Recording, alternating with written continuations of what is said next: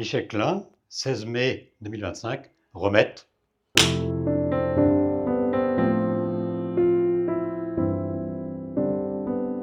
Michel, bonjour. Bonjour Michel aussi. Merci de me recevoir à Romette pour cette nouvelle vidéo de la série des portraits montagnards. Alors, on parlera bien sûr, général Michel Klein, d'armée et de montagne, mais pas seulement. Alors, j'en dis pas plus parce que comme notre conversation n'est pas scriptée, n'est pas rédigée à l'avance, ce sera à la découverte. Et traditionnellement, en tout cas depuis la deuxième vidéo, on commence par répondre à une question qui a été posée par mon interlocuteur précédent sans savoir à qui il s'adressait. Alors là, c'est un peu particulier puisque c'est Patrick Lemaître, que tu connais Très très bien. très très bien, mais qui a sa question sur un thème qui lui tient beaucoup à cœur. C'est sûr que je parle toujours de l'ouverture d'un musée à Briançon, et justement, je demanderai à cette personne qu'est-ce qu'il pense de la pertinence justement d'ouvrir un musée à Briançon, et surtout un musée sur le site du Fort des Trois Têtes. Si ce projet arrive, ce serait extraordinaire, génial, depuis tant qu'on l'attend. Donc Patrick a des capacités pour faire un musée avec son exceptionnel. À chaque fois que je rencontre une autorité et qu'on parle du musée, je dis souvent, Monsieur Copé à Meaux, il a récupéré une collection du même type qu'à celle de Patrick. Il en a fait un musée qui est extraordinaire sur la Première Guerre mondiale, qui est un des musées les plus visités de la Première Guerre mondiale. Et bien, à Briançon, ça peut être pareil. J'espère que nos hommes politiques locaux vont enfin répondre favorablement et donner des mètres carrés dont a besoin Patrick. Il faut savoir quand même l'armée a donné ces quartiers exceptionnels de Colo et de Berwick pour 1 € symbolique, et qu'on n'est toujours pas capable aujourd'hui, c'était en 2008 ou 2009, on n'est pas capable en 2025 de trouver 1000 mètres carrés. Moi, ça me déçoit beaucoup. Et d'autant que bon, sont passés quand même déjà, c'est le 4e maire à qui a été proposé Exactement, le oui, oui. projet.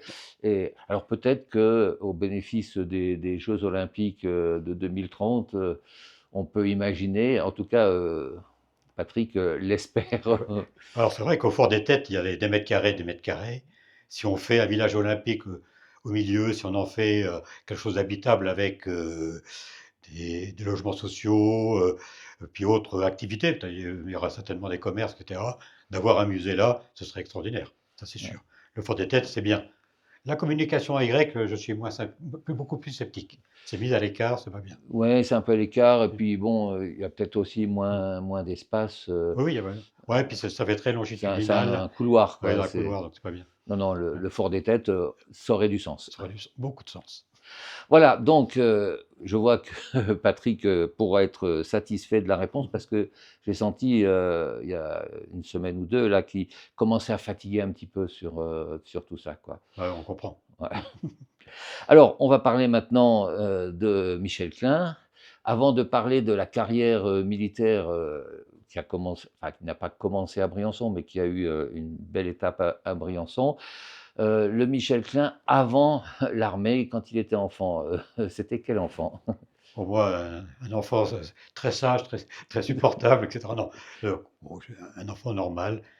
J'ai suivi des études à Grenoble, et puis comme mon père était militaire, je me suis déplacé un peu Ah, il y avait partout. déjà des gènes, quoi. Il y a beaucoup de gènes, donc, parce que père, grand-père, Ah, arrière-grand-père. Donc voilà, je suis d'une filiation très militaire.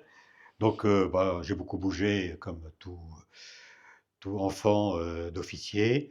Donc voilà, j'ai suivi à la fois des actions, du moins des études euh, à Grenoble, parce que je suis originaire de Grenoble, à Couët-Quidan, parce que mon père est venu instructeur à Couët-Quidan, puis dans les études un peu partout aussi. Donc donc un petit tour de France qui permet de connaître le territoire et de savoir si oui ou non la carrière militaire peut attirer, quoi. oui, alors il faut savoir que moi j'étais attiré surtout par le fait qu'au départ, donc mon cousin Germain est parrain, qui était lieutenant au 27e bataillon de chasseurs alpins, est décédé en Algérie. Moi, j'avais 14 ans. J'ai assisté à ces cérémonies de manière.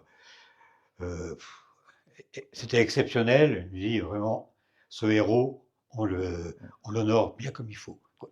Donc j'étais à la fois surpris et puis étonné de ce que je venais de vivre.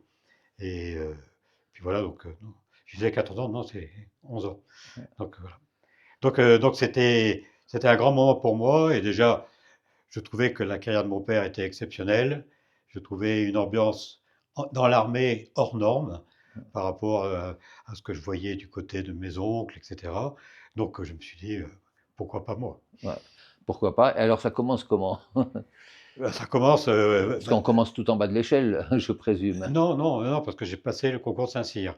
Voilà. Donc voilà, donc c'est un maths sup, maths spé, etc. Mais voilà, je me suis présenté au lycée militaire d'Aix-en-Provence pour rentrer en maths sup.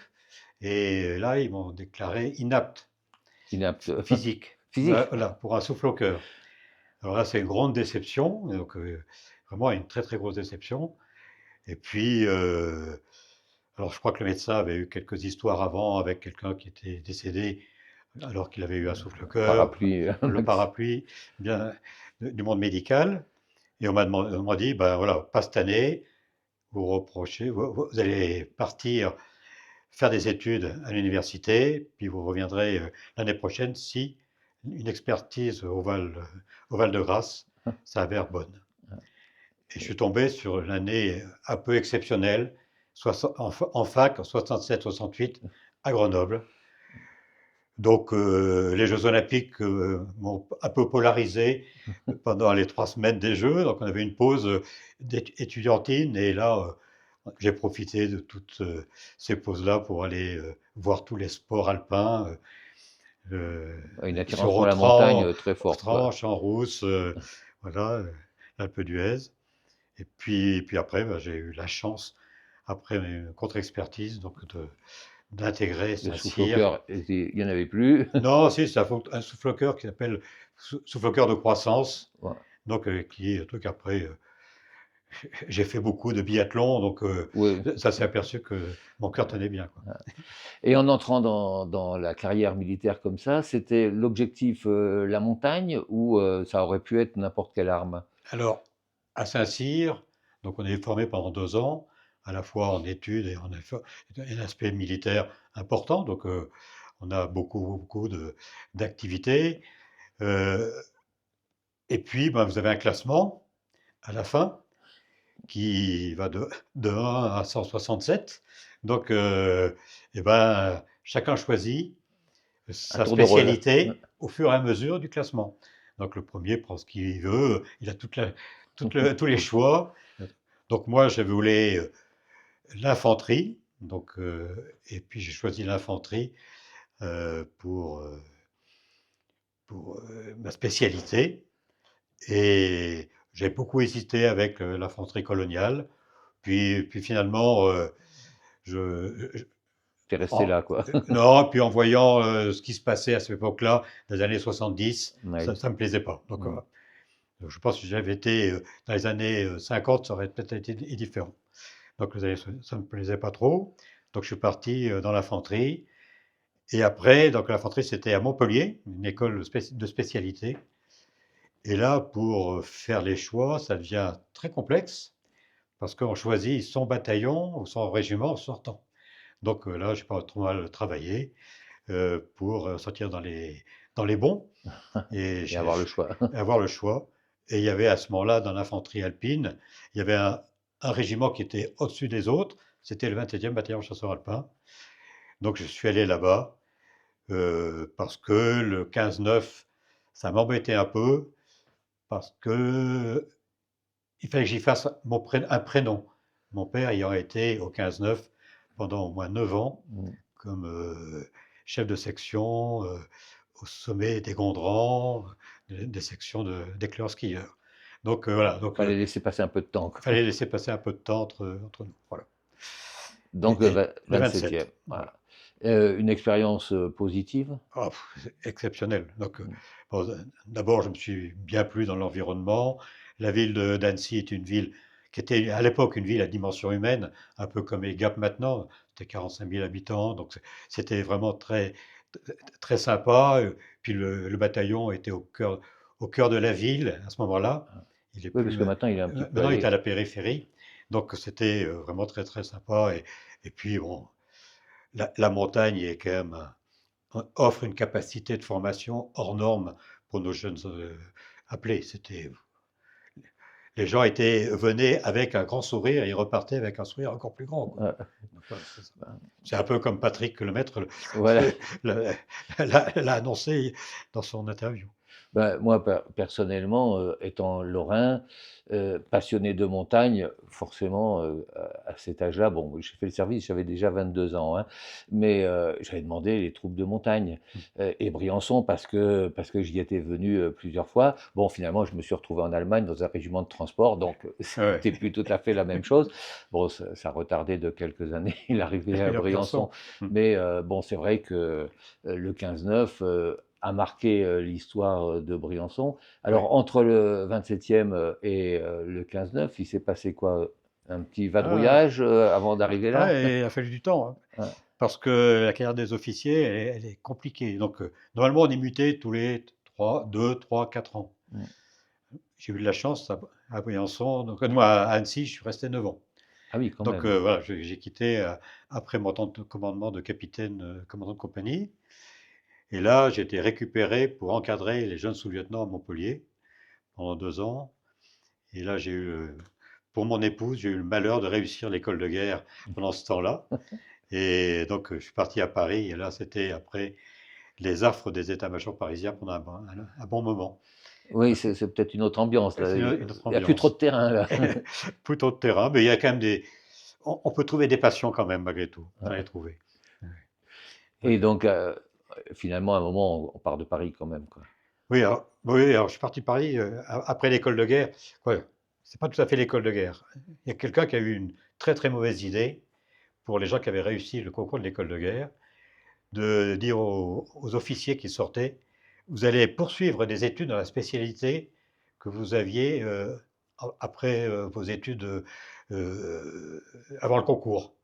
Donc moi j'étais un scientifique, donc on m'a obligé de rentrer dans une école d'ingénieur. Donc j'ai fait l'École nationale des sciences et techniques avancées pendant 2 ans, donc en côtoyant des gens quand même très sympas comme les polytechniciens. Donc c'était la deuxième et la troisième année d'ingénieur, quoi. Donc c'était finalement assez sympathique, mais pour moi le côté militaire me manquait beaucoup, quand même. Puis après j'ai intégré l'école de guerre, donc j'ai passé 4 années d'études à Paris. Donc ça m'a un peu pénalisé. Comme dit mon fils qui est né à Paris, il m'a dit finalement, lui, il aura fait plus de temps à Paris que dans les montagnes. Donc pour un officier alpin, c'était quand même pas terrible. Mais bon, la montagne est revenue quand même. Oui, alors j'ai fait 2 années à Caen, à l'école de défense NBC.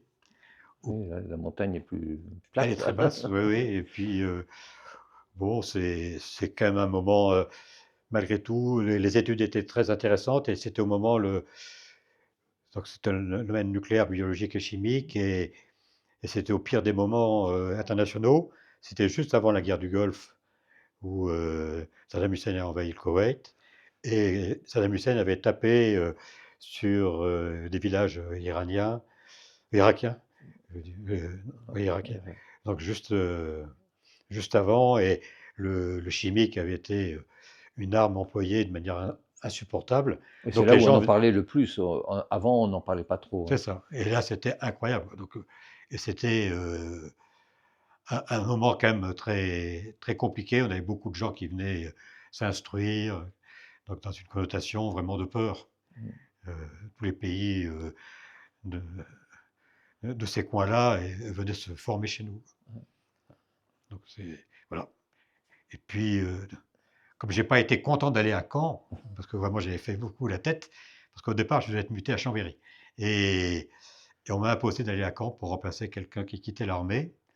Et ben, j'ai montré un aspect un peu révolutionnaire, j'ai un peu râlé, comme je de temps en temps je sais le faire, mais pas souvent, mais de temps en temps je sais le faire.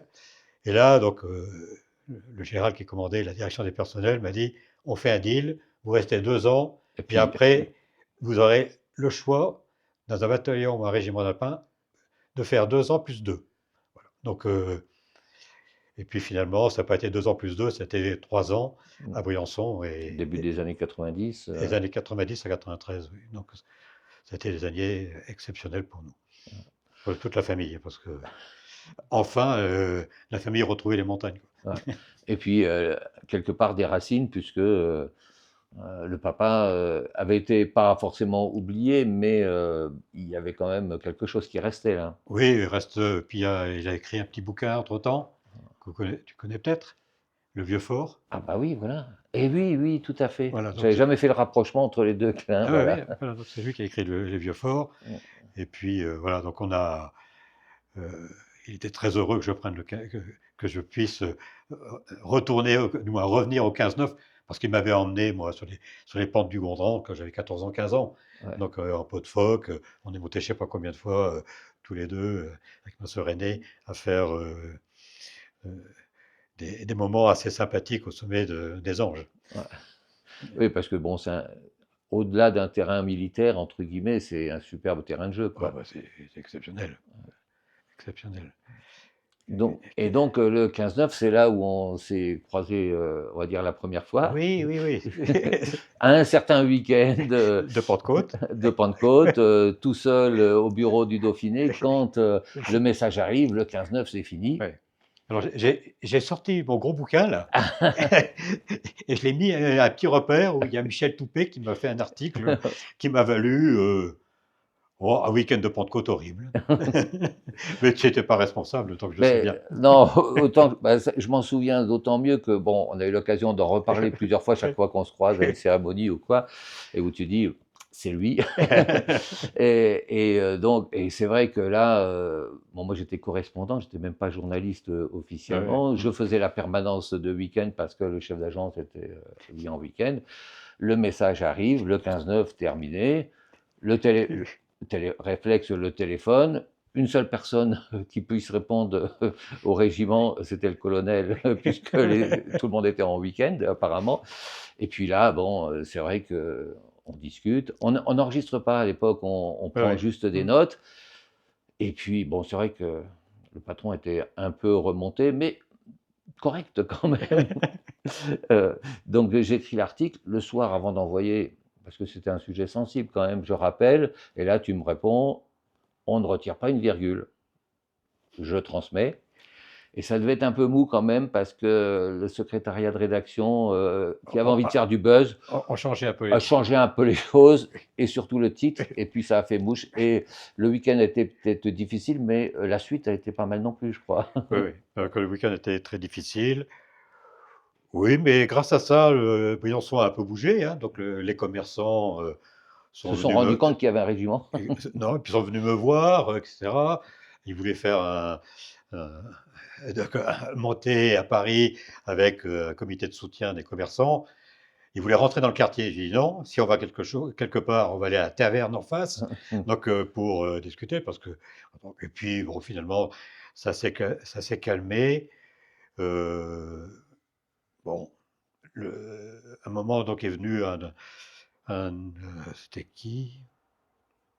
Je pense que c'était un des bras droits de Monsieur Léotard qui est venu voir Monsieur, c'était qui? C'était Bérou, Ouais, Monsieur Bérou à l'époque. Et, et puis j'ai demandé à le voir. Voilà, j'ai eu un coup de téléphone du chef d'état-major de l'armée de terre me disant Klein, ça suffit.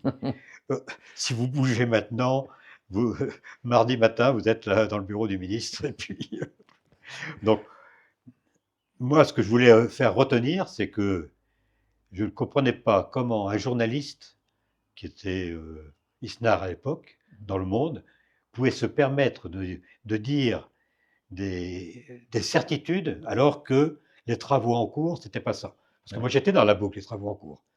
Les travaux en cours, c'était on conserve la garnison, et éventuellement on fait comme à Barcelonnette, un centre d'aguerrissement de montagne, qui est devenu ça après. Ouais, il y a eu un sursis Et, après. et ça, c'est pas admissible, parce que ça devait arranger peut-être un petit colonel qui cherchait des effectifs à gauche ou à droite, qui a dû glisser un papier, on pouvait aussi glisser ça pour voir la réaction, quoi. Ah Voilà. ouais. Oui, quand on rentre dans les coulisses, on se rend compte que c'est pas tout à fait aussi simple et C'est ça. mathématique, quoi. Moi, j'ai eu tort de jamais faire ma carrière à l'état-major de l'armée de terre à Paris avant mon temps de commandant de chef de corps. J'aurais dû, parce que il y a des choses où on est astucieux, quand on a quand même quelques soucis, de pré-alerter avant Mm. des autorités un peu parallèles, de moindre niveau que le chef d'état-major. Vous faire un article comme ça aurait été astucieux voilà, Ouais. d'utiliser quelques ficelles. Mais le réseau ne suffisait pas à ce moment-là. Voilà, ouais, c'est ça. Donc Ah, le réseau ne suffisait pas. Et puis, j'ai pas senti quand même dans la mairie un, un vent de révolte. C'est ça ouais. qui m'embêtait un peu. Mm. Donc après, je suis allé voir M. Bérou. J'ai dit, si vous voulez plus du 15-9, dites-le moi, parce que je ne vais pas me battre contre des moulins à vent si vous n'en voulez plus. Alors que, voilà, nous, on venait de faire une étude sur le poids des cadres, des familles et des militaires du rang sur la ville de Briançon. Oui, c'était énorme, quoi.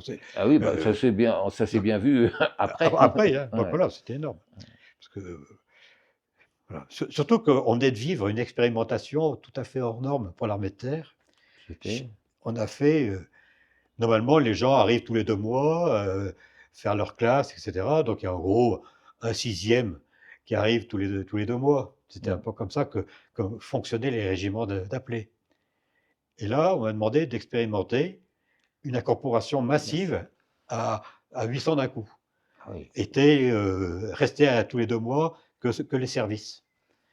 Et là, j'ai passé une année merveilleuse, mais exceptionnelle. Ouais, parce que tout monte en puissance en même temps, quoi. Exactement. Tout le monde monte en puissance en même temps. Et moi, je suis un type qui aime bien les challenges et les, les défis. On a transformé totalement toutes les incorporations. La corporation, donc c'était 730 qui arrivent d'un coup. J'ai fait venir des salons de coiffure de Gap, de Embrun, Ah oui, etc.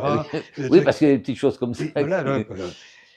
Et puis, j'ai eu, comme on fait de la vidéo, il m'est passé une idée complètement folle parce que le chef d'état-major de l'armée de terre qui nous avait, on était 5 comme ça à faire des expérimentations, qui m'avait appelé pendant le stage chef de corps. Et il nous avait dit, dites-moi ce que vous voulez, je vous le donnerai. Puis moi, C'est rare, ça, quand même. ouais. Donc, alors, moi, j'ai demandé des matériels d'instruction, j'ai demandé pas mal de trucs. Et puis, à un moment, j'ai dit, tiens, pourquoi on ne laisserait pas à ces appelés qui sont tous réunis une cassette vidéo à la fin de leur service militaire? Donc c'était juste au début des cassettes, trucs. Et puis, Qui retraçait leur année passée, leur quoi. année passée. Et alors, je dis ça au chef d'état-major de l'armée de terre qui me rouvre avec des grands yeux. Il me dit: «Ah, votre idée est astucieuse. Oui, mais comme ça, moi, j'aurais besoin de 2 caméras semi-pro, un banc de montage et puis des appelés qui sont déjà de la partie». Il me dit: «Klein, votre truc, c'est génial. OK». Donc j'ai fait une cassette de leur montée en puissance. Moi, j'ai rien fait. C'est un adjudant-chef qui était dédié à ça, Ah. qui aimait bien la vidéo et le son, et puis les appelés qui faisaient du banc de montage, et puis on a fait une superbe cassette, mais hors norme. Donc, Ah oui, et c'est quand même exceptionnel, quoi. exceptionnel. Et chaque appelé est parti avec. Donc, Et ça doit et, circuler encore, alors, ce... oui, on peut même la trouver, parce que je l'ai numérisée, on peut la trouver sur le Buzz, hein, donc Ah oui, oui, sur les oui, YouTube. oui, oui, et c'est le seul endroit où ça s'est fait. Puisque, bon, l'expérimentation, il y a quelques régiments, mais la cassette, il n'y en avait qu'un. Il n'y en avait qu'un. Il n'y en avait qu'un qui avait ça. Oui, oui. Donc et cette idée, c'était génial. Puis en plus, on était allé défiler à Paris. Tous les régiments expérimentaux, on a défilé à Paris. Donc, Le 14 juillet. le 14 juillet. Donc, et puis, 15 jours après, ils étaient libérés parce c'était les 10 mois à l'époque. Ah oui, on a déjà réduit, ouais. Ils étaient incorporés au 1er octobre, hein. C'est leur fête de fin de fin de saison, C'est quoi. ça, voilà. Ouais. Et puis, il y avait une ambiance, mais géniale. Puis les capitaines ont tous mordu, tous les gardes ont mordu à ça. Donc, Et ça s'est fait une fois ou ça a été reproduit? non, après, ils ont décidé qu'ils ne le referaient plus jamais en une fois, ce serait en deux fois.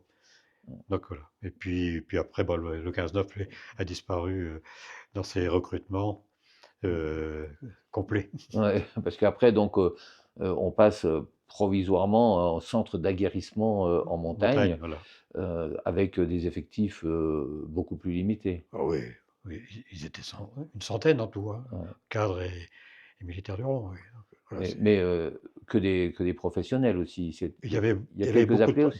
il y avait des appelés au départ, puis après est arrivé la professionnalisation donc en 98-99, hein, donc c'était vraiment effectif après en 2000, et là après ils avaient été engagés jusqu'en 2008, quoi, au moment de la dissolution. Alors justement, ce passage de la conscription j'allais dire l'annulation du service militaire, c'est plutôt une suspension à l'époque. C'est toujours C'est une toujours suspension. suspension, hein, ça Oui, peut oui. redémarrer, C'est- on va rassurer là, les jeunes qui nous regardent, ça peut redémarrer à n'importe quel moment. Au niveau à l'intérieur donc de l'armée, comment est-ce que ça a été vécu, notamment dans les troupes de montagne, puisque tu étais dans les troupes de montagne à ce Alors, moment-là? alors c'est vrai que cette professionnalisation, on avait un peu de crainte parce que notre réservoir humain pour la formation avec les appelés, il y avait beaucoup de gens qui demandaient à venir. Donc ils allaient voir leurs députés, est-ce que je peux aller dans un bataillon de chasseurs alpins au 15-9, etc. Donc il y en avait beaucoup qui étaient fanables pour aller en montagne. Parce qu'ils étaient au courant qu'on faisait un service militaire hors norme. Et puis en plus maintenant, nous, à la fin, donc, on était rentré dans la force d'action rapide. Donc il y avait les actions aussi À au Liban, l'étranger, ouais. etc. Donc, voilà, donc c'était vraiment du semi-déjà pro, et les gens étaient très contents. Voilà, donc on a eu ce moment de passage à la professionnalisation, et on avait un peu d'inquiétude, savoir est-ce que nos engagés, est-ce qu'ils vont avoir cette même capacité à aller en montagne? Ah oui, Ouais. Et c'était un peu la crainte du début. Puis finalement, on s'aperçoit que ça a marché. ça marche. Ça marche très bien. Ça marche Mais très bien. avec moins de personnel quand même au total. Oui, oui, oui, c'est ça. Donc, en gros, les gens, ils font des contrats de 3 à 5 ans. Euh, Ceux de 5 ans, il y en a quelques-uns, il y en a pas mal quand même qui renouvellent, hein, qui réitèrent leur engagement. Pas assez au goût de tout le monde, parce Mm. que ça demande à chaque fois de refaire une formation. Et puis la formation montagne, c'est quand même une formation complexe, qui est longue. Et puis, mais bon, globalement, ça marche bien, la professionnalisation. Ça a permis de monter quand même, de répondre aux besoins étatiques, quand même, aux besoins nationaux, d'aller engager des gens en Afghanistan, des gens au Sahel, etc. Donc on a été quand même un peu des employés, entre guillemets, européens, internationaux, importants et efficaces.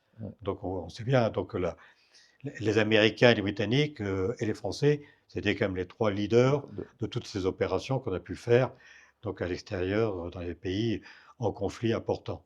Et ces OPEX, de toute façon, n'auraient pas pu être menés avec des appelés. Ça aurait été difficile en tout cas. Ça aurait été difficile, et on peut dire oui et non. Mais oui et non, parce qu'on a eu un président de la République qui n'a pas voulu que les appelés aillent à la guerre du Golfe. Donc il a dit, j'enverrai jamais d'appelés. Alors c'est un peu embêtant vis-à-vis de l'image qu'on donne dans la nation. Si Il y a 80% deux vitesses, quoi. C'est ça, exactement, de vitesse. 80% de mon armée ne peut pas être engagée, ça montre une faiblesse. Et moi je disais, bon, à l'époque, qu'on affaiblissait en même temps la dissuasion.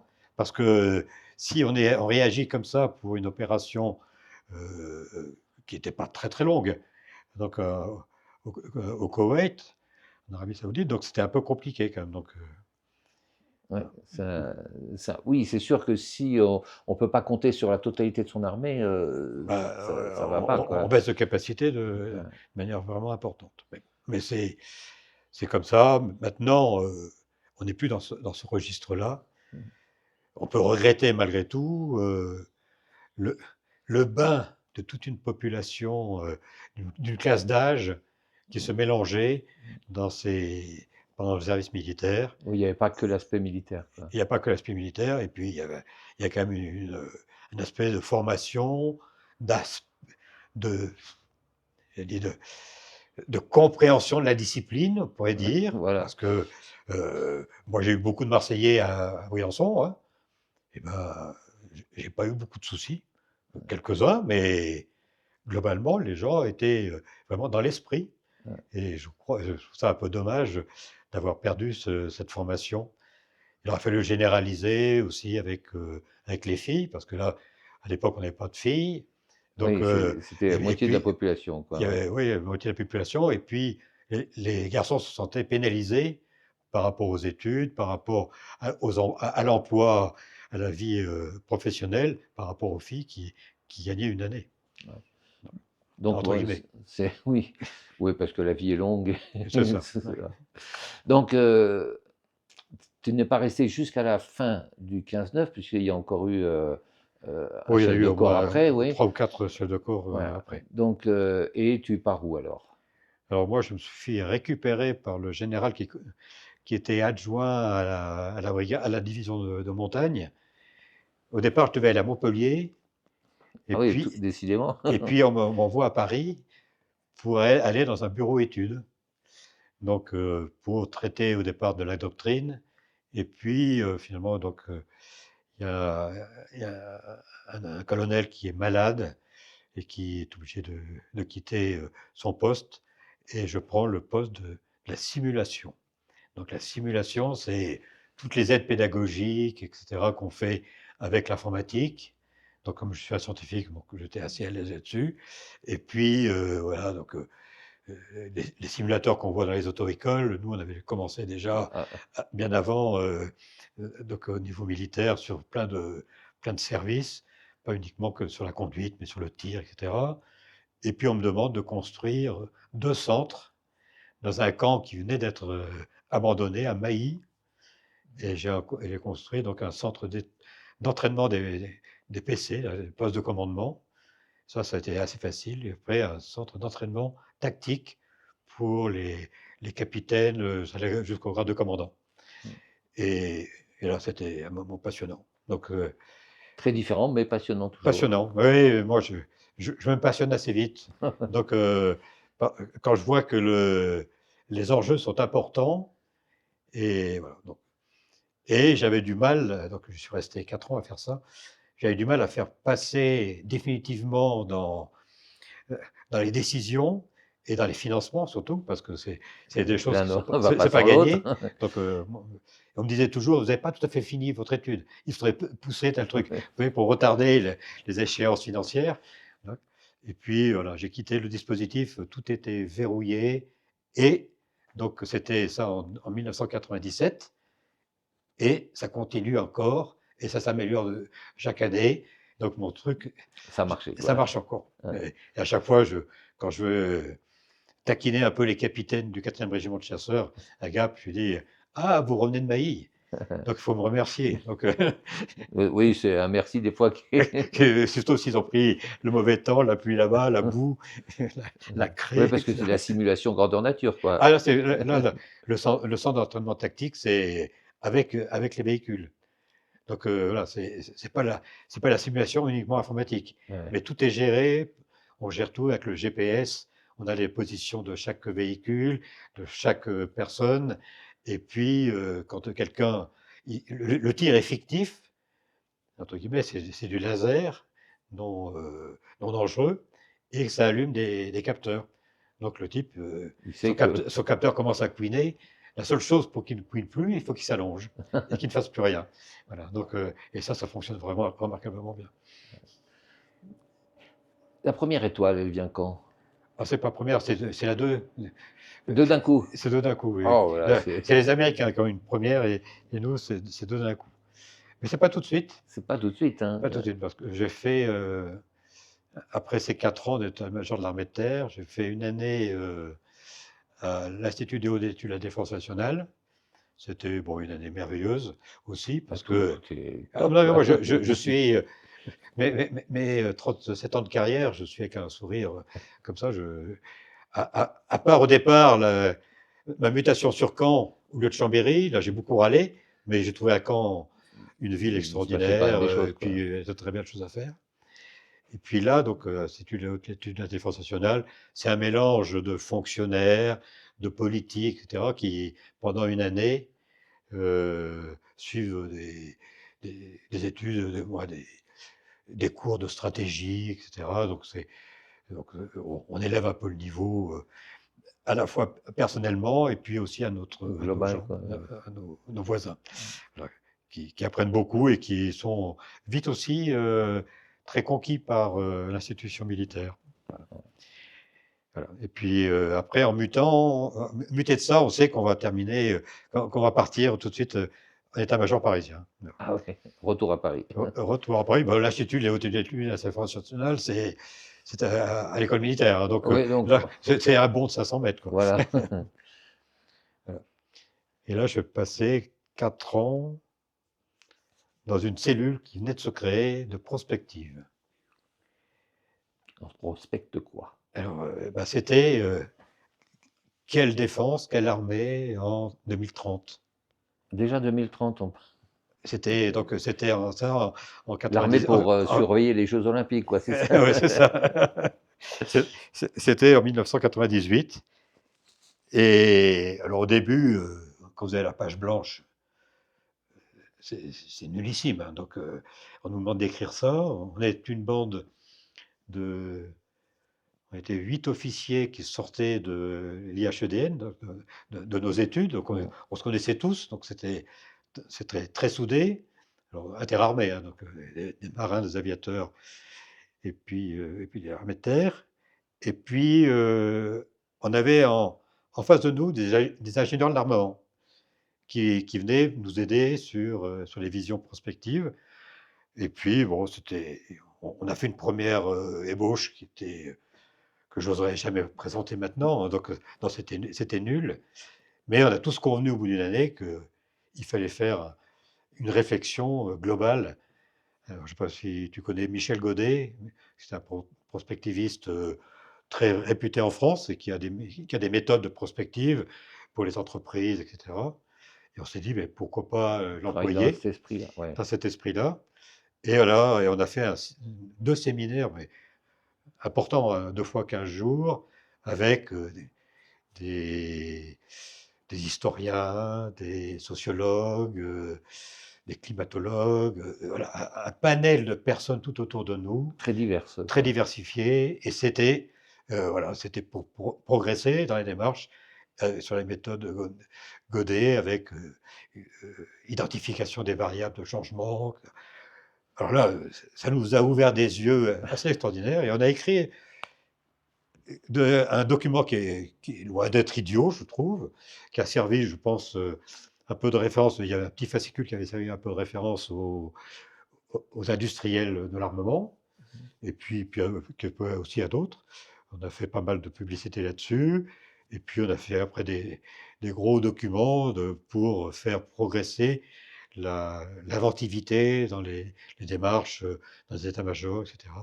Donc voilà. Les ministres en ont tenu compte ou? Alors le ministre nous a demandé de faire 12 scénarios, d'écrire avec ces équipes-là, à la fin des 2 séminaires, de faire 12 scénarios, et puis 8 ont été retenus. Donc, alors c'était très divers, hein, mais les scénarios, je ne dis pas que les conflits d'Afghanistan et du Sahel étaient dedans, mais on n'était pas loin de ces Ouais. trucs-là, donc avec des conflits de moyenne intensité de ce niveau-là. Ouais, ce qui permet de réfléchir sur la doctrine, sur les projets à mener, quoi, C'est ça, sur l'armement, surtout. parce que bon, l'armée, c'est quand même une grosse usine, quoi, C'est ça, avec une inertie importante, des exactement ça. traditions, Voilà. et aller de l'avant, c'est Et pas. l'inertie, elle n'est pas que la tradition, l'inertie, elle est énormément sur l'acquisition de nouveaux matériels. Ah ouais. C'est ça qui est le plus dramatique. Vous voyez, on voit actuellement, l'armée de terre doit avoir toute une série de nouveaux matériels, mais comme l'armée de terre, il y a plein de régiments, ben, pour le moment, on a des embryons un peu partout.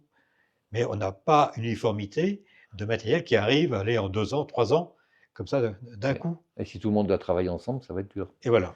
Donc, Ouais. c'est là le souci. Donc, mais voilà, mais bon, tout ça, ça va arriver, ça se met en place.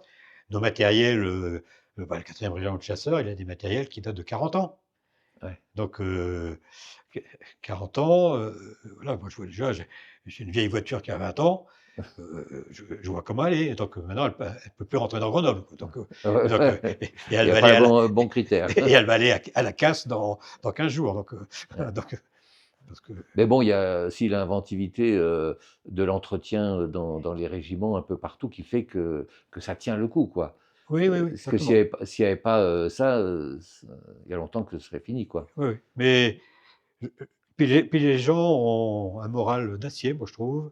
Mmh. Et puis c'est ça, ils sont inventifs. Et puis là, ils sont capables de dire voilà, avec peu de matériel, ben je vais malgré tout être capable de faire ça en prenant tel dispositif plutôt que tel autre. Avant, on me demandait de faire comme ça, je ne sais plus faire parce que j'ai plus 4 canons alignés, j'en ai plus que 3. Ouais. Là, je fais différemment. Donc, mais ça, c'est tout à fait vrai.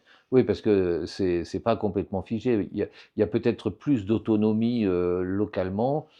C'est pareil dans la société, c'est pareil à l'armée, Mm. quoi. Les procédures sont peut-être un peu moins Oui, rigides c'est aujourd'hui. oui, oui. Puis nous, on n'a jamais été très rigide dans dans la tactique, du moins. Dans la Ouais. stratégie, oui, on repose la dissuasion nucléaire, on Oui, est, donc voilà, là-dessus, c'est très rigide, mais dans la tactique, non. On est Je pense que 1940 nous a montré quand même, donc on a tout ça à les l'esprit, hein, tous les ouais. officiers, on sait qu'on ne veut pas être dans une rigidité dans la tactique et au niveau, aspect opérationnel, on est encore, très inventif. Donc voilà, Et puis bon, et les différents conflits dans le monde montrent c'est ça, qu'il et y a puis guère que comme ça qu'on s'en sort, c'est ça, quoi. et puis les unités, l'ont montré, un peu partout. Donc en Afghanistan, on on a vu quand même, alors les Alpins ont été dans les premiers, à montrer des démarches astucieuses pour profiter de leur capacité de montagnards pour se saisir d'une vallée qui était tenue par les talibans, en les contournant, en grimpant des pentes qui semblaient inaccessibles pour les talibans, du moins que pour les Européens n'allaient jamais y arriver. Puis voilà, donc tout ça, c'est quand même des choses que voilà, Et c'est aussi assez particulier des troupes de montagne. Parce que ouais, si on n'est pas astucieux en montagne, ouais. c'est difficile, quoi.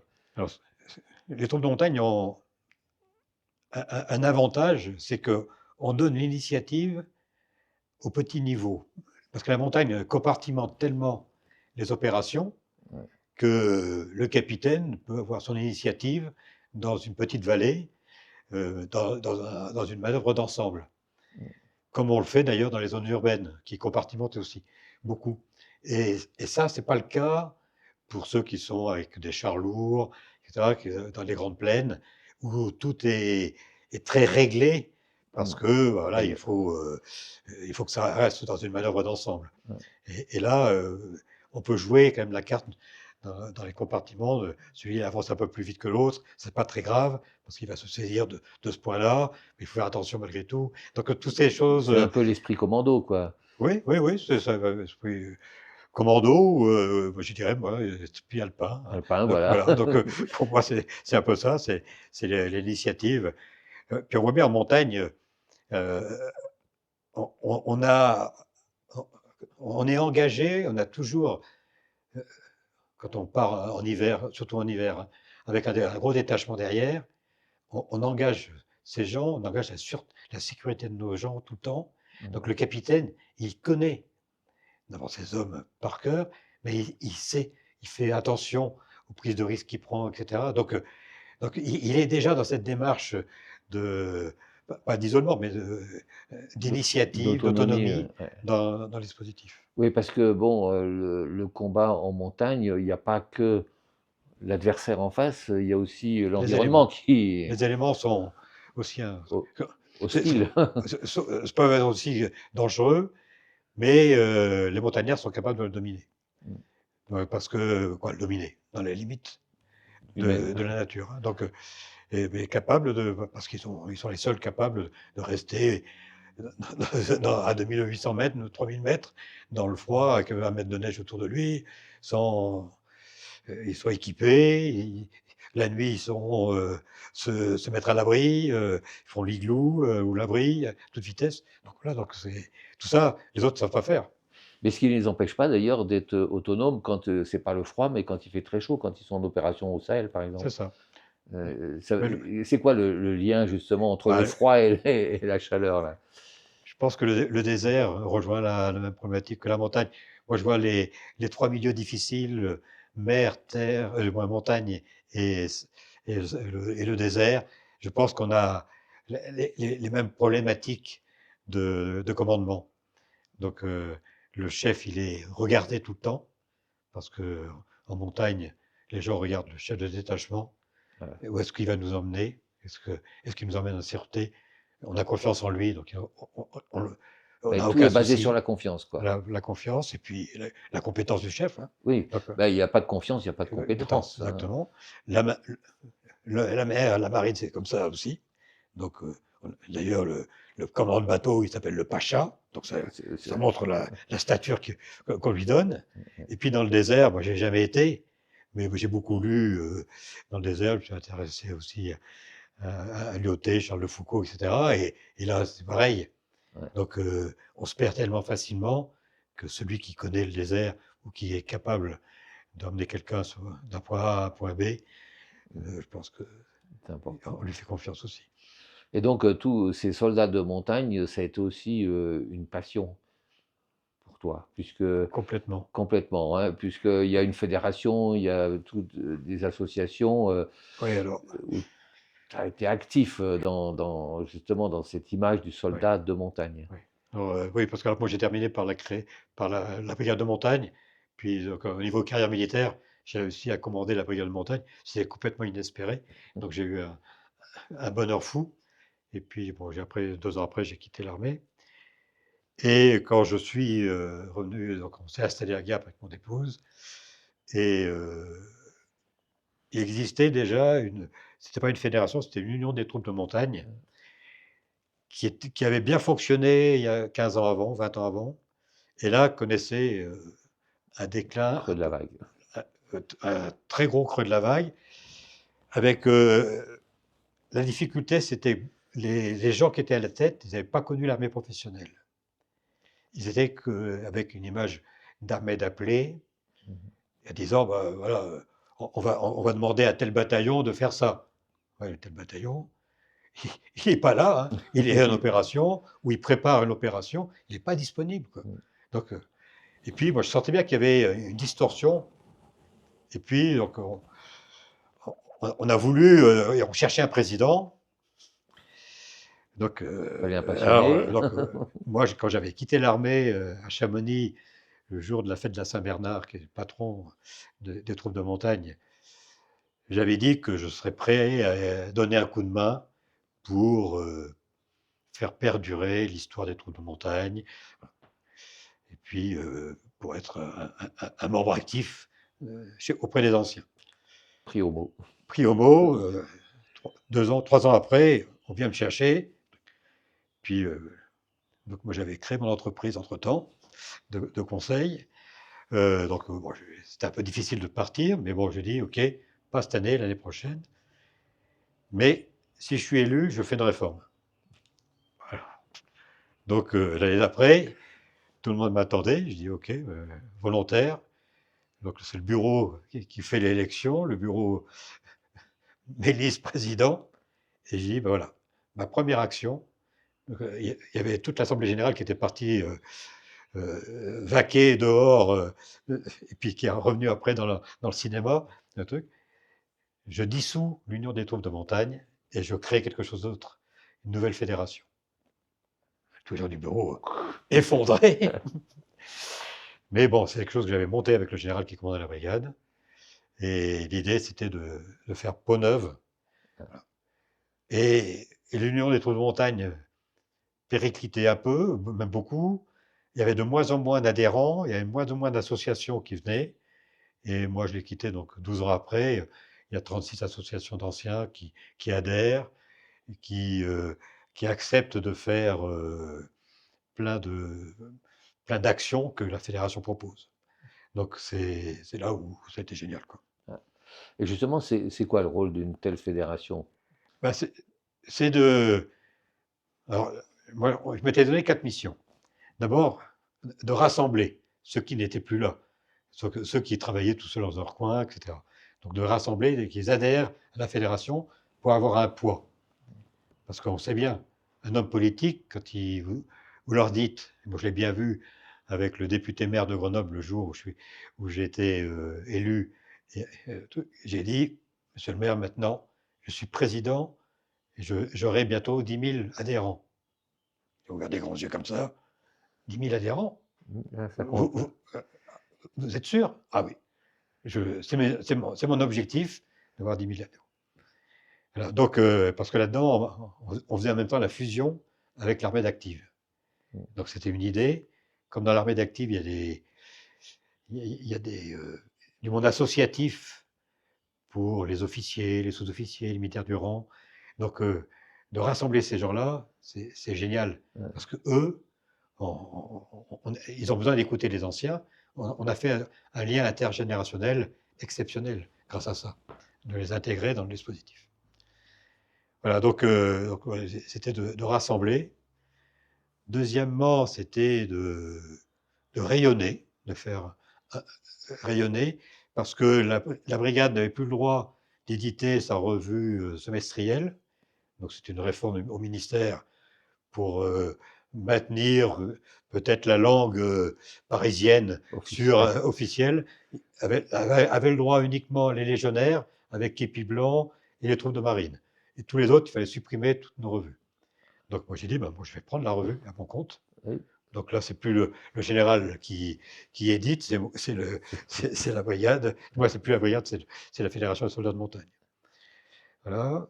Il y avait aussi, il avait été créé en 2000 une entrée de montagne et qui était séparée de l'Union des tours de montagne. C'était un peu idiot de tout mettre dans un package.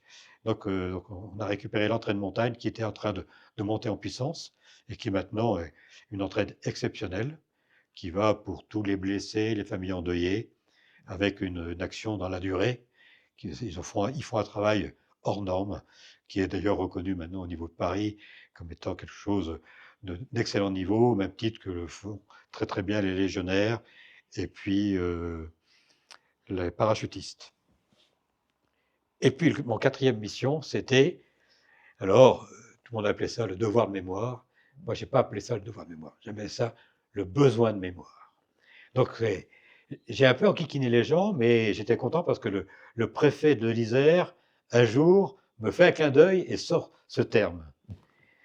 Pourquoi? Parce que je trouve, moi, que la terminologie devoir de mémoire se met dans un état d'esprit de contrainte qui est impropre avec le lien intergénérationnel qu'on veut créer.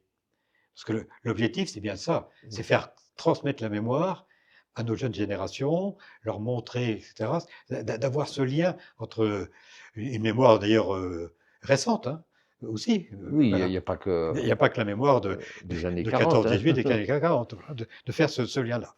Et moi, j'ai imaginé ces choses-là, ce besoin de mémoire, au regard de...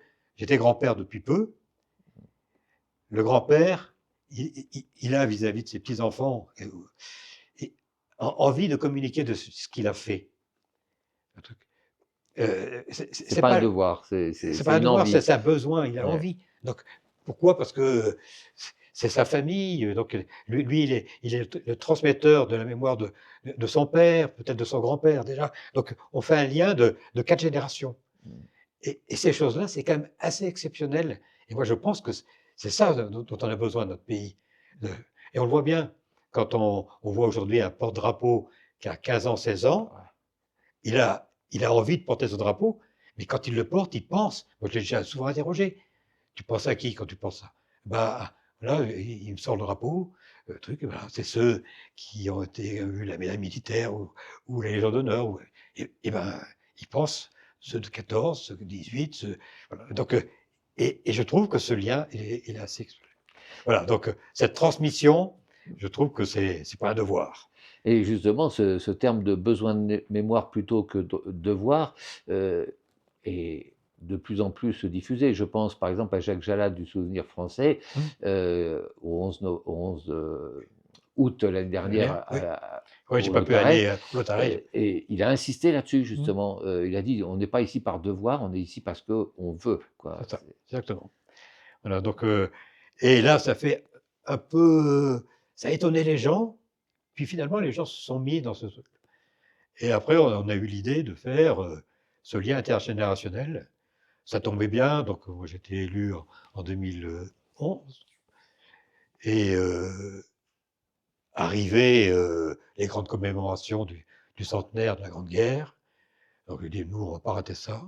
Mmh. Donc 2014, donc la la brigade de montagne avec son musée des troupes de montagne à Grenoble ont fait une exposition, donc sur la mobilisation et les premières années bon, le début du conflit en 2014. J'ai dit: «Moi, je veux être capable de faire bouger cette exposition dans l'arc alpin». Donc à Grenoble peuvent venir très facilement les Annéciens, Mmh. les Chambériens, mais pas, les Alpes du Sud. Mmh.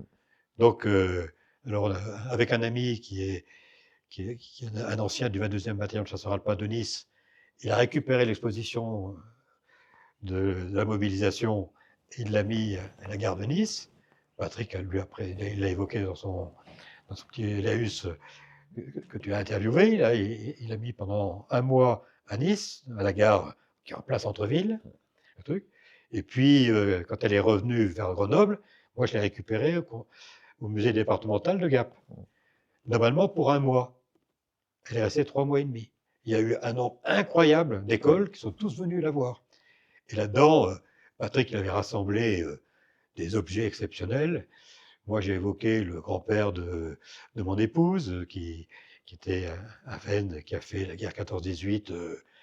Il est parti comme jeune sergent, il est terminé comme lieutenant, 3 fois blessé, une décoration incroyable. Voilà, donc c'est quand même quelque chose et puis il en revient, quoi, donc Ouais, oui. malgré tout ça. Voilà, donc j'ai lancé ça, on a fait bouger.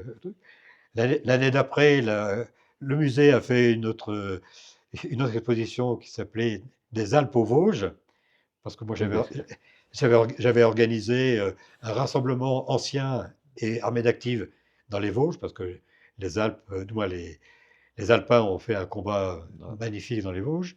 Voilà, donc on a fait un, un moment vraiment génial là-bas où on a été visiter toute la ligne de crête, voir tous les musées, ça pendant 5 jours. Et je pense que les jeunes engagés, ça leur a resté vraiment admiratif des anciens qui ont combattu dans ces conditions. Voilà. En 2016, donc voilà, et puis le musée avait fait les Alpes aux Vosges. Moi, je les ai récupérés, je l'ai emmené à Embrun. Après, on l'a envoyé à Nice. Donc, c'est une exposition de photos très astucieusement réalisée. À partir de photos d'archives, il y a un photographe qui est allé sur les mêmes lieux. Alors, d'abord, photos d'archives des casernements. Donc, il avait récupéré le casernement de Berwick, etc. Puis, et de Colo. Et puis après, ils ont montré les casernements après. C'est un peu compliqué. Et puis voilà, pour chaque unité qui a combattu, on a vu des photos là, des Alpes Vosges. C'était vraiment très très bien fait, astucieusement fait, et retrouver les mêmes lieux de combat un siècle après, c'était quand même très intéressant. Oui, Alors bien souvent, c'est un cimetière qui est là, donc c'était très bien. Et puis l'année d'après, j'ai lancé un truc un peu fou. C'était les combats de la Somme. Les combats de la Somme pour le français moyen, et même pour les historiens. Quand vous évoquez 1916, tout le monde dit c'est l'engagement des Britanniques dans la Somme. Et on ne parle pas des 2 armées françaises qui étaient dans la Somme. Donc, de part et d'autre du fleuve, d'ailleurs, il y avait, aux côtés des Britanniques et du Commonwealth, il y avait des corps d'armée et armées françaises. Et il y a eu un moment 2 divisions d'Alpins qui sont venus, les divisions bleues, la 47 et la 67, qui sont venus s'installer là, et ils ont créé la rupture pendant un moment. Et les Allemands étaient très inquiets parce qu'ils ont cru que la rupture du front allait avoir lieu donc, dans la Somme. Ils ont ramené rapidement des réserves pour contenir le flux français grâce aux Alpins. Et, et là-bas, je suis tombé, nous sommes tombés parce que j'étais avec 3 amis là, on a monté un chemin de mémoire pour ces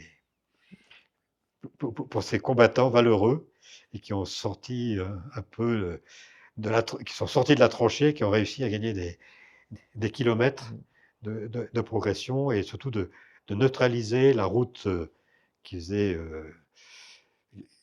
Péronne et qui remontait vers le nord et qui était une route logistique importante pour les Allemands. Il fallait impérativement la conquérir. Voilà.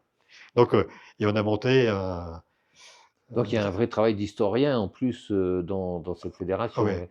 Ouais. Mon père était historien militaire, il avait réécrit l'histoire militaire, ou du moins les documents et les conférences d'histoire militaire à Côte-Quidan, 10 ans avant que j'y arrive. Donc il y avait encore ces documents qui traînaient encore à l'époque. Donc moi j'avais un paquet d'archives, et puis une connaissance, parce que mon père m'en parlait tout le temps. À partir du moment où je suis rentré à Saint-Cyr, il y avait toujours le flux historien qui revenait de mon père et qui, bon, en plus, c'est un très bon conférencier, ce que je ne suis point. Et lui, il était vraiment assez exceptionnel. Donc voilà. Et là, donc, la bataille de la Somme, moi, ça me semblait quelque chose de complètement hors norme et qu'il fallait faire sortir de l'oubli. Donc, et on est tombé sur des mers au nord de Péronne. Il y avait Maurepas, Sailly-Sailly-Celle, je cherche encore un autre qui est sur le bord de la Somme, et qui étaient en attente. Autant du côté des Britanniques, il y a des panneaux de partout, il y a des mémoriaux, il y a un mémorial exceptionnel pour les Canadiens, il y a des cimetières qui sont entretenus, etc. Nous, c'est pas trop mal fait, à Rancourt, c'est pas trop mal fait, malgré tout, mais il n'y a pas cette mémoire qu'on peut faire partager aux classes, aux écoliers. Oui, parce que c'est important de toucher oui, voilà, les écoliers. Et puis, ils ont besoin de lecture. Et puis, donc je dis, on va faire un chemin de mémoire. Alors, personne n'y connaissait rien. Moi, j'avais un paquet d'archives, donc j'ai lu. Puis, on va faire une reconnaissance avec 2 camarades, donc on était 3. On tombe sur le maire de Maurepas. Oh, exceptionnel. Donc, c'était mois d'avril ou mai 2016, quelques jours avant le grand show des Britanniques le 1er juillet. C'est-à-dire que les autorités françaises sont allées voir les Britanniques, il n'y a eu aucun événement du côté français. Les maires entre Maurepas, Sailly-Sailly-Celle et Péronne, les maires de ces communes-là n'étaient même pas invités. Ils faisaient une tête sur pied de l'eau, quoi.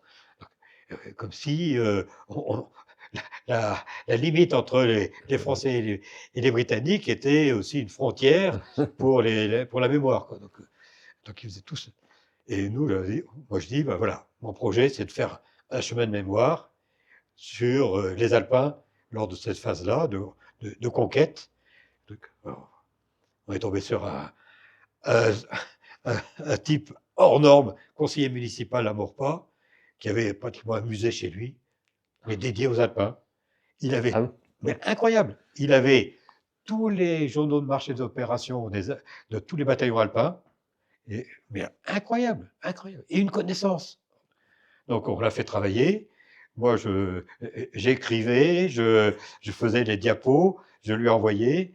En plus, dans le village de Maurepas, il y avait un type qui faisait des panneaux. Et on a fait en 1 an et demi, on a fait notre chemin de mémoire, qu'on est revenu inaugurer après avec toute la 27, donc en 2018, en allant un peu plus loin d'ailleurs, parce que les brigades les unités de montagne, les divisions de montagne alpines ont on procédait à la rupture du front sur la frontière, sur la ligne de front au-delà de Saint-Quentin. Ça a été ça qui a provoqué le déséquilibre chez les Allemands. Donc ce sont encore les divisions alpines. Voilà, donc, et ça c'était génial, donc on a fait un super. Voilà. Donc, et puis voilà, pour une fédération, on a monté aussi un truc complètement fou.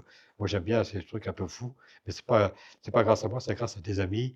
Mais c'était sous le label de la fédération à Chambéry. On a fait le 10 novembre, donc pour le centenaire de l'armistice, un truc un peu hors norme, une exposition où tous les bataillons, les associations qui appartenaient à la fédération avaient mission de monter un stand au regard de leur bataillon régiment, mais en présentant un thème assez intéressant pour les scolaires, donc sur la Première Guerre mondiale. Donc voilà, il y en a qui faisaient les tranchées, l'autre qui faisait le chimique, l'autre qui faisait l'assaut. Voilà. Donc tout ça, c'était bien, bien réparti dans un immense lieu d'exposition, le salon des expositions de Chambéry. Et alors, ça a eu beaucoup de succès aussi. Et c'était un peu compliqué à organiser. Financièrement, c'était difficile de trouver de l'argent. Voilà. Et ça se terminait le soir, du 10 novembre soir, par un spectacle. Donc, je ne sais pas s'il existe sur YouTube, mais qui était complètement hors norme le 10 novembre 2018. C'est pas moi qui l'ai monté, c'est le procureur général Jean-Olivier Vioux, qui est connu pour avoir été le procureur du procès Barbie. Donc, Oui, il y a un passé là. il a un passé, et son passé, lui, quand il était jeune, il était déjà un passionné d'histoire. C'est lui qui présentait dans la ville de Chambéry sa ville, donc qui était guide. Il était encore en études de droit et il présentait ça. Il avait déjà fait plein de spectacles pour les Alpins, pour le 13e bataillon de chasseurs alpins à Chambéry. Et là, je lui ai demandé s'il pouvait faire quelque chose. Il nous a fait un spectacle avec le cœur patriotique comme ça, hors norme. Et voilà. Donc, il y avait 200 choristes, 100 musiciens, 2 compagnies qui jouaient un peu les plastrons, du moins les figurants, plus 2 classes de défense, donc des jeunes. Donc là, c'était exceptionnel. Voilà. Mais c'est vrai que ça correspond aussi à un besoin au niveau de la population, ce C'est ça. genre Ah de... oui, on avait été limité à 3500 places, donc c'était gratuit. Donc financièrement, c'est un peu compliqué. Donc bon, il manquait un peu d'argent. J'ai fait une quête avec dans les bérets alpins à la Oh, il y a de sortie. la place, hein. Et de la place. Donc, et ça a été. Bon, j'ai pas tout à fait couvert mon déficit, mais presque.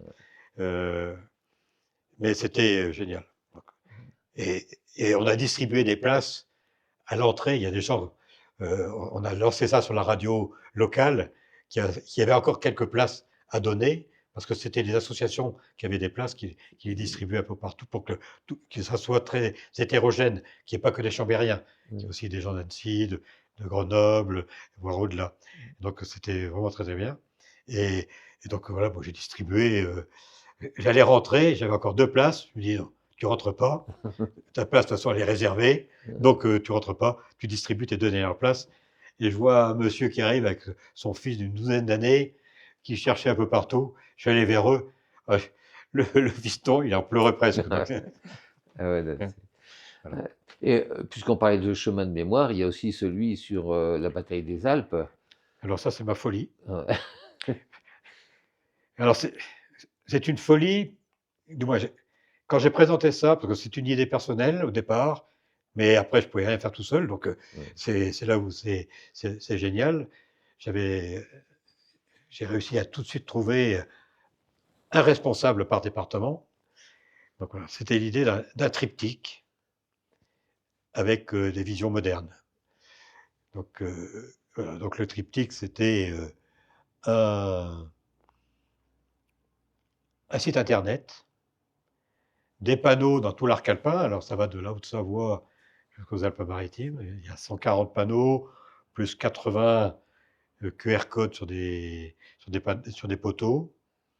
Voilà, ces panneaux-là, 142, c'est quand même pas mal, hein, entre 1500 et 2000 euros le poteau, donc il faut rassembler là un peu d'argent. Et puis, le, le hasard a fait bien les choses. J'ai pu contacter Michelin pour faire un guide Michelin. Donc, je ne sais pas si tu l'as. Oui, j'ai vu, Voilà, donc voilà. c'est cette initiative, ouais. Voilà, donc là, le guide Michelin, donc c'était un peu compliqué parce que Michelin m'a réservé son édition à tel moment, et puis moi j'étais en retard, les gens ne me répondaient pas assez, donc à un moment j'ai dit, il a fallu que Faut je crie. boucler. J'ai dit voilà, moi il faut que j'ai tout relu, tout finalisé pour le 15 septembre. Mais non Michel, tu peux. Non, non, non, je peux pas. Non, non. Donc, Et ça, ouais, et puis ça, et puis ça fonctionnait, ouais. juste. Il y a encore il y a pas mal de coquilles encore qui traînent, mais Ouais, voilà, mais l'essentiel quand même y ouais, est, quoi. oui, la sorcellerie. Et c'était l'idée de donner 2 pages à toutes les communes concernées par les combats, une page touristique pour qu'ils se valorisent, une page historique. Et après, ça s'était fait par les responsables, du moins de communaux ou plutôt départementaux, hein, parce que bon, c'est Gérald Bizel qui a travaillé sur les Euro 5 avec l'aide de Patrick et de Nicolas Escardou. Voilà, donc ce trinôme-là. J'ai eu un binôme dans le 04. J'ai eu encore un autre binôme dans le 06. Dans le 38, c'est le musée des troupes de montagne qui s'est intéressé à ça, C'est la moindre des choses, la quand moindre des même. choses, avec un expert local à Vorep, un ancien. Je ne connaissais pas du tout son bouquin, et il avait écrit un bouquin sur les combats de Vorep, très intéressant. Donc, moi, je me suis passionné pour ce truc-là, donc j'ai lu et relu et relu. Dans la Drôme, il y avait un ami de l'IHEDN qui était là, qui a bien voulu prendre en compte, et puis un historien qui était exceptionnel, monsieur Thierry Chazalon, donc qui avait déjà écrit, pas sur les combats de 40, mais sur les combats de 44-45. Mais il était très intéressé qu'on fasse les combats de 40 parce qu'il était en train de travailler dessus. Donc là, il était un passionné. C'est lui qui a offert au président de la République le guide Michelin lors des commémorations de Vassieux. Il était là-haut, il était arrivé avec un guide. Il a dit, si jamais je vois Le président, le président, je lui donne. Je dis, vas-y, c'était très bien. Donc, il a fait la Drôme. La Savoie, j'avais 3 équipes, quoi, 2 équipes. Il m'a manqué une. Donc 2 équipes, une équipe pour la Tarentaise, une équipe pour la Maurienne. Et puis, il y a les combats de 40 qu'on évoque. Là, ce qu'on vient d'évoquer, c'est contre les Italiens. Mais on n'évoque jamais, ou peu, les combats contre les Allemands qui sont arrivés, qui étaient à Lyon le 19 juin et qui sont arrivés aux portes de l'Isère, de la Savoie et de la Haute-Savoie, donc le 19-20 juin, quoi. Et là, les combats ont été assez exceptionnels parce que les Allemands ne sont pas passés là où on a pu combattre, et il y a un pont qui n'a pas sauté, et là, ils se sont enfilés là-dedans, et on a replié. Donc. Mais ils ne sont pas arrivés là où ils voulaient, qui était Annecy, Chambéry, Grenoble. Donc les verrous, et Valence. Donc les verrous ont tenu, et là, on peut féliciter ces combattants, beaucoup de réservistes, hein, que des gens qui avaient fait 14-18, ouais. ou des jeunes recrues qui ont fait des combats où ils ont découvert la guerre contre les Allemands, quoi. Donc, et sans préparation préalable, ou à peine, mais commandé par. Mais c'est vrai que quand on parle de cette époque, on occulte souvent la bataille des Alpes. Ah oui, complètement. Alors, Et d'ailleurs, bah, sur la chaîne, sur l'AO TV, une des 2 vidéos qui fait le plus de vues, alors je mets de côté l'ouverture du col du Galibier avec les vélos dans la neige, ouais, parce que ça, c'est la plus facile à faire, mais c'est celle qui marche le mieux. Mais sinon, c'est la bataille du Chaberton Chaberton? avec Jean-Luc Charton. Charton? Et ça a fait un tabac fou. Ouais, ouais. Alors, parfois avec des commentaires un peu polémiques. Mmh. Bon, quand c'est insultant, moi je supprime. Mmh. Mais c'est quelque chose qui a appris beaucoup aux gens qui ont regardé. Parce que Ouais. bon, la bataille du Chaberton, pour Briançon, c'est Bah, fondamental, quoi. puis il y a un panneau qui est juste devant, qui est génial. À Briançon, je ne sais pas si tu l'as vu. Le panneau, c'est quand tu passes la porte pour aller au pont d'Asfeld. Oui, Il y a un petit oui, replat oui, là. là, Il y a le truc, et puis quand il fait beau, tu as le on Chaberton le qui voit juste domine. en face. Donc tout de suite, tu comprends tout, quoi. Ah ouais, ouais, De cette menace italienne qui était importante. Mais c'est une belle, un bon combat. Et puis donc moi j'ai eu beaucoup de chance aussi pour monter ce projet. C'est que j'ai donné mon dossier à la députée Madame Boyer, là, Pascal Boyer. Et donc je l'ai présenté. Donc c'était au moment de ses vœux. Je lui ai dit voilà le projet qu'on a. Elle me dit faites vite un dossier. Je pense que je vais voir Madame Dariussec, qui était la secrétaire d'État aux anciens combattants et à la mémoire à ce moment-là, avant qu'elle devienne ministre déléguée. Et j'ai vite fait le dossier qui était déjà à l'état de brouillon presque pour prêt, quoi. le lendemain. Je lui ai donné. Et elle est arrivée à Paris à l'Assemblée nationale. Elle lui a donné. Et le surlendemain, Madame Boyer me dit vous avez rendez-vous avec Madame la ministre, quoi, Madame la secrétaire d'État, on dit la ministre normalement, le 31 mars 2020. Tout heureux. Mais le 19 mars, confinement, Et oui. catastrophe. Eh ben non, j'ai eu, pas en visioconférence, mais au téléphone, avec trois téléphones, j'ai eu, une réunion de 1h45 avec la ministre. J'avais préparé tous les diapositives que je voulais lui passer. Elle avait un exemplaire, et puis je disais, Commentaire téléphone. voilà, au commentaire au téléphone, voilà, diapo 2, diapo 4, diapo 45, le truc, 1h45 avec elle. Et conquise. Elle a même fait une remarque à un de ces historiens ou conseillers mémoire qui était là, mais il ne m'avait jamais parlé de cette armée invaincue. Donc, comment se fait-il que. Alors, si, le type il dit, si, j'en ai un tout petit peu parlé dans le bouquin, comme en 40, où on évoque un peu le général Olry qui commandait, mais il n'y a rien dedans, quoi. Donc, et on dit, et elle me demande de monter une cérémonie le jour des combats. Le 21 juin, les combats les pires dans toute l'arc alpin, quoi. L'attaque italienne à fond et l'attaque allemande de l'autre côté. Et je lui dis, bah, on vient de tout démonter. Ah, vous m'en trouvez une. Alors je téléphone à Patrick. Eh ben voilà. Et, voilà, et Patrick me dit, bah, moi j'ai démonté mon gros. Parce qu'il avait prévu de faire un gros truc avec énormément de gens en reconstitueurs, avec en même temps des véhicules, tout ça, il avait prévu vraiment un gros rassemblement. Il me dit, mais je peux garder au moins mon équipe à moi. Donc, bah, tu fais ça. Donc on a fait ça à Servières. Alors, je ne sais pas si tu étais venu.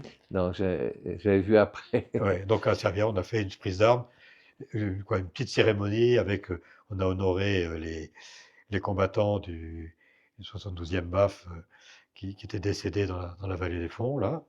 Et puis voilà, donc c'était génial parce qu'elle arrivait de Paris en TGV avec un temps pourri jusqu'à Lyon. Elle est prise en hélicoptère qui l'amène ici avec un temps briançonné. Donc voilà, Patrick avait mis ses belles tentes blanches. Oui. Il avait fait ça Un grand remarquablement jeu, là. bien. Voilà, donc, alors elle était heureuse.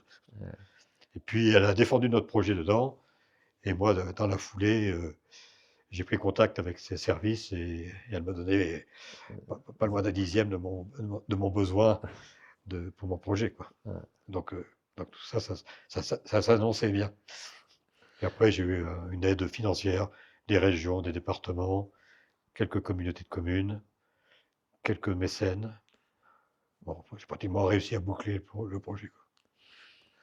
Qui est pas loin de 400 000 € quand même. Donc, Et et c'est pas. il faut les trouver quand Il même. faut les trouver. c'est pas évident. Alors tout à l'heure en introduction, on a dit qu'on n'allait pas parler que militaire. La carrière militaire, j'ai cru comprendre presque 40 ans, Ouais, 37. 37. Ouais. Bon, Sans compter les temps d'école à Aix-en-Provence. voilà, donc bon, allez, une quarantaine d'années sous les drapeaux. Et après, ben, la vie ne s'arrête pas. Un général en retraite, bon d'ailleurs, reste toujours à disposition de l'État officiellement, Officiellement, mais plus maintenant. plus maintenant. Maintenant, c'est au-delà de 65. On dit, on vous appelle que si vraiment il y a La des catastrophe. catastrophes. Donc ça laisse du temps pour quelqu'un qui est dynamique, motivé et qui aime bien les choses hors normes, j'ai cru comprendre. Ben, comment tu vis cette retraite? Alors, pour un Alors, militaire, parler de retraite, ça fait toujours un on va essayer, peu. on va dire retraite, parce que comme ça c'est plus simple. Voilà, Voilà. Ouais, pendant 4 ans, j'ai créé mon entreprise de conseil sur la sécurité et défense. Donc j'avais beaucoup travaillé avec le monde de l'armement, dans tous les projets que j'avais eus, sur la prospective, etc. Et la Fondation pour la recherche stratégique est venue me chercher pour mener des études de stratégie. Et moi, j'avais été, pendant ces études de prospective, j'étais sur le renseignement et la surveillance de théâtre. Donc, pareil, j'avais été pas un expert des drones, mais j'étais dans le groupe de travail, j'étais le patron d'un groupe de travail de drones interarmés. Donc, voilà, donc, il n'y en a pas que pour l'armée de l'air, les drones, il y en a pour tout le monde. Et, et puis, donc là, ça m'avait passionné. Et donc, je suis venu, on m'a récupéré et pour travailler sur quelques projets Mais là, donc, d'études en tant que privé, en quoi. tant que privé, avec mes connaissances intellectuelles que j'avais, tout en gardant le secret là où il est. Et le truc, Oui, parce qu'on touche quand même des choses sensibles, là. oui, mais pas la Fondation de la recherche stratégique, Non, non. c'est pas très sensible. Et puis, je surveillais dans un groupe de travail hors norme avec Monsieur Xavier Pasco, qui est patron de la fédération, de la Fondation pour la recherche stratégique maintenant. Voilà. Donc, 4 ans D'études. d'intermédiaire presque un peu, Voilà. parce que de privé, mais un petit peu quand même en lien avec le métier, quoi. Et puis après, ben, alors moi je suis catholique, donc j'étais ici sur Gap et je connaissais très bien un des prêtres qui est maintenant actuellement à Embrun, qui est le fils d'un ami. On était en maths P ensemble à Aix-en-Provence, et puis on s'est rencontrés aux, aux aléas des mutations. Donc là, on s'est rencontrés plusieurs fois. Et donc on se voyait souvent, et qui a pris le sanctuaire Notre-Dame-du-Lot. Donc Monsieur Falco l'avait désigné comme recteur au sanctuaire. Et il m'a demandé si il avait appelé ça une idée folle, si je pouvais le rejoindre pour prendre le poste de directeur général du site. Voilà. Alors j'ai répondu d'abord une réponse de Normand, peut-être bien que oui, peut-être bien que non. Il faudrait que je regarde parce que c'était compliqué. J'avais encore des contrats avec la Fondation pour la recherche stratégique quand il m'a proposé ça. Donc il fallait que je trouve des experts qui veulent bien prendre Et enfin, la suite. la suite de l'affaire. Et puis bon, je suis tombé sur un ancien chef de corps du 93e régiment d'artillerie de montagne qui était dans le monde de l'espace, qui allait quitter l'armée. Je lui ai dit, est-ce que ça t'intéresse? Mais il dit, bien sûr.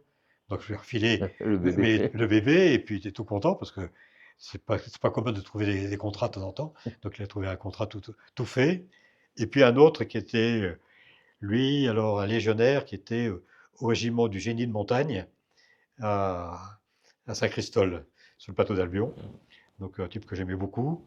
Et pareil, lui était prêt de prendre le volet plutôt armée de terre. Donc j'ai réussi à me séparer de toutes les études qui étaient en cours.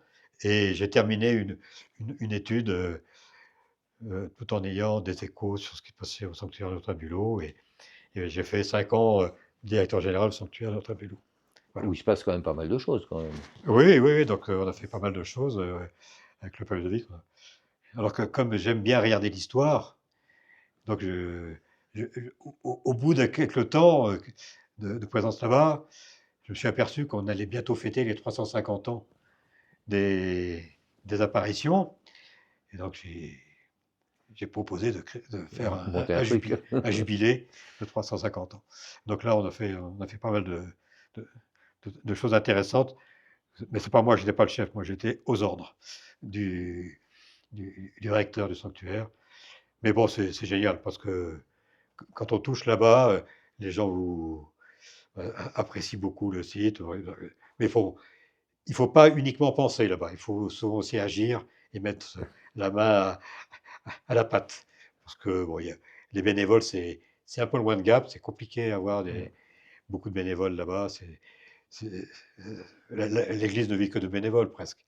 Oui, mais c'est un site quand même exceptionnel. Hors norme. Hors norme. Le mot vraiment hors Voilà, norme. hors norme. Pour moi, c'était ça. Et je me suis plu énormément, si bien que je continue à être. Là, j'étais directeur général moyennement salarié. D'ailleurs, moi, je veux juste une compensation financière. Et puis, maintenant, je suis un bénévole actif. Voilà. Bénévole actif. Voilà. Des projets aujourd'hui? Oui, il y a un projet en cours là. Et je suis le porteur du projet. Ah, bah, voilà. C'est pour ça que je tendais la perche.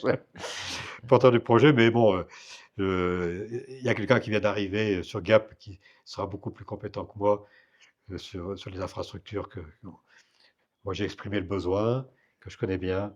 Maintenant, Un petit cadre. voilà, donc je, je vérifierai partout, tout le temps, que le besoin est exprimé. Voilà. C'est ça. Si vous voulez, voilà. Bien souvent, les gens montent des projets et n'ont pas écrit spécifiquement leurs besoins. Donc, l'architecte, il va faire pas ce qui lui plaît, mais il va trouver des solutions qui, finalement, elles sont peut-être pas adaptées à la vie dont on a besoin, le pèlerin ou le. Mais c'est dans tous les domaines. Hein. Oui, L'architecte, souvent, quand il construit un refuge en montagne, si oui, c'est pas un pratiquant vraiment performant, c'est ça. il fait ça comme il sent, quoi. Mais là, on a un cabinet d'architecture, je trouve très très bien, exceptionnel, sympathique et exceptionnel. Donc j'aime bien. Donc là, ça se passe très bien. Donc maintenant, il faut qu'on ait le permis de construire, puis qu'on arrive à trouver le financement. Donc, Oui, c'est toujours les deux choses. voilà. Voilà. Alors, on arrive bientôt à la fin. Je ne sais pas depuis combien de temps on parle, mais Je sais pas. on parle tranquillement. Et puis, c'est le moment où j'ai envie de poser la question, si tu veux répondre à une question que je n'ai pas posée. Et ben, toi, je pensais qu'on n'allait pas évoquer le lot et la démarche du lot. Et donc, je m'étais dit, ce serait plutôt ça. Mais si, c'est une question que je pourrais te poser. Toi qui as vécu ce moment de séparation, de fin du 15-9 sur Briançon, quel a été le ressentiment de la population quand tout s'est fini? Donc, parce que on a vu, moi j'ai vu que j'ai pas beaucoup discuté avec la population, j'ai beaucoup discuté avec les autorités, qui étaient très contentes de récupérer des terrains et des mètres carrés. Et puis, on sent pas un regret d'avoir perdu cette entité qui avait une histoire, comme l'a pu évoquer Patrick Lemaître, exceptionnelle, le berceau du ski. C'était la dernière unité qu'ils appellent infanterie alpine. Après, il y a des chasseurs alpins. Voilà. Donc, pour tout le monde, pour nous, les militaires, c'était quelque chose de dramatique. Ça nous a fendu le cœur. Et puis, voilà. La population, est-ce qu'elle a ressenti ça comme ça? Eh ben, puisque tu retournes la question, moi, ce que j'ai ressenti, c'est chez les commerçants, une grande inquiétude, parce que ça touchait directement le porte-monnaie. Dans les établissements scolaires, je pense par exemple à Carlian, où ils ont eu une chute de fréquentation importante, mais c'est vrai qu'il n'y a pas eu de manif tous les samedis après-midi comme on a pu le voir ces temps derniers Oui. pour protester, quoi. Oui, oui. Puis alors maintenant, moi, je te retourne la question en disant, Donc les casernes, certains bâtiments ont été préservés, sont réutilisés. On va inaugurer prochainement le centre administratif du Briançonnais. Qu'est-ce que ça fait, qu'est-ce que ça te fait quand tu passes dans ce quartier-là et que tu vois ce qu'il est devenu? Alors, globalement, bon, ça peut plus être comme avant. Donc, ça aussi. C'est Donc, clair. mon grand regret, c'est la médiathèque, qui ne veut pas être là. Parce que juste au début, quand monsieur Fromm, monsieur le maire Fromm, a lancé son cœur de ville, il y a une équipe qui est venue, qui a demandé que je sois à Briançon avant le premier coup de pelle. Et on a visité, alors il reste 1 minute 30 d'interview, c'est pas pas comme maintenant, 1 minute 30 d'interview sur une matinée, où on a fait tous les locaux, où j'expliquais ce qu'il y avait là, etc. Euh, tout visité. Et puis, dans le cœur de ville, la médiathèque n'était pas là. Elle était derrière, là où il y avait comment ça s'appelle, le restaurant Le Mess. Ouais. Et c'était vers là-bas. Et puis, je la vois au plein milieu, cette place, alors qu'il devait y avoir normalement des arbres, un petit plan d'eau qui devait faire du patin, servir de patin à glace si le réchauffement climatique n'était pas énorme, etc. Plus rien. Et j'étais étonné parce que M. Fromm, qui est un écologiste bien connu, on n'a jamais vu autant de béton dans un endroit aussi peu où lui, il pensait amener un peu d'herbe. Maintenant, il n'y a que du béton, que du béton, que du béton. Donc, voilà mon grand étonnement. Moi, donc, alors, tristesse de voir ça parce que à la place au lieu de mettre la place d'armes, on aurait mis ce petit théâtre de verdure. Ça aurait été génial entre ces bâtiments. Je ne sais pas ce qu'on va faire de ces bâtiments, mais que les gens aient une vision plutôt que sur un toit bétonné, sur des arbres, sur des fleurs, etc., un parterre sympathique et un petit plan d'eau, c'était très bien. Voilà. Mais voilà, Et si on passe derrière la médiathèque, on arrive dans le bâtiment de l'état-major qui a été préservé, qui est un des plus beaux appartements maintenant du quartier. Qui est exceptionnel. Ouais. Et là, ils ont très bien réussi leur coup. Là, c'est vrai que je ne sais pas combien il y a d'appartements, 4, je crois. Oui, oui, ils sont spacieux. Hein, Ils sont spacieux, ouais. ouais. Je ne sais pas qui y habite, mais. Il y a l'architecte, il y a un architecte. Ah oui, j'aurais bien aimé acheter ça, moi.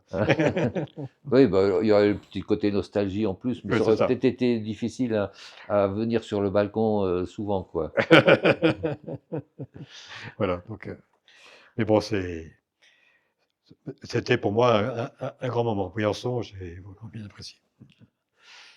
Allez, là, on va vraiment conclure en posant une question pour le prochain ou la prochaine de mes interlocuteurs ou interlocutrices. On ne sait pas qui c'est, et là, je ne sais vraiment pas qui c'est. Oh, le mystère est complet, mais la question va être concrète. Alors moi, j'aurais envie de poser une question qui a encore rapport avec Briançon. Sur une des portes de la ville de Briançon, la citadelle Vauban de Briançon, il y a une phrase qui est marquée « Le passé répond de l'avenir ». Et moi, je voudrais savoir à ce correspondant, est-ce qu'il trouve aujourd'hui, en 2025, cette phrase toujours aussi inspirante? Est-ce que, pour avoir un autre registre, est-ce que regarder en arrière est si capital pour avoir une cohésion, avoir un lien intergénérationnel?